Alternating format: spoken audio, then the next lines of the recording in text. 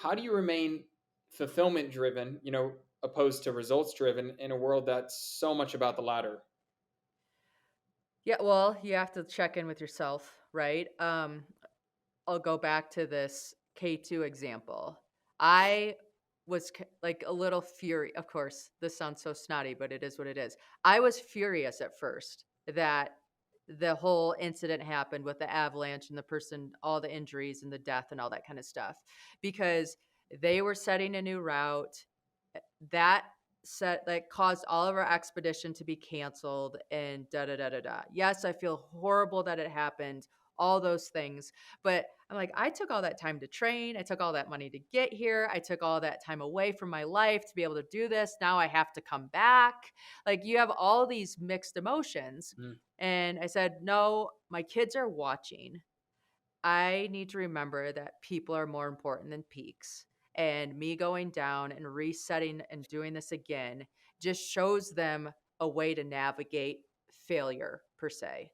And so I just have to live like there's lessons in this. Like there's always a lesson in failure. So I actually flew home to LA at first and I was still kind of like angry and just piecing together the whole story of what happened and I needed to get myself out of victim. So I Mm. called the nanny and I said, "Hey, listen, I'm going to take a day or two. My kids weren't expecting me home anyways to just like sort through this story and get through it all."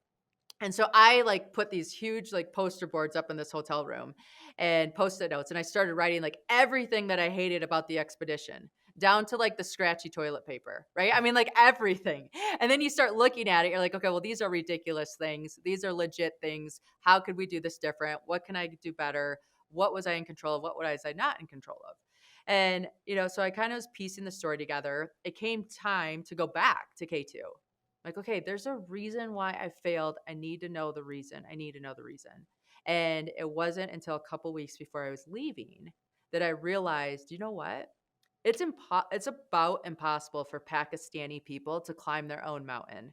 It's too Wow. expensive. They don't have the resources. They don't have the equipment. They don't have all the things. I'm like, I failed because I realized that by being there the first time.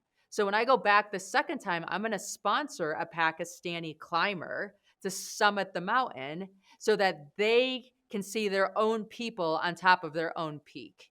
Wow. And I was like, okay, that was the reason why I failed. I could go back and make more possible.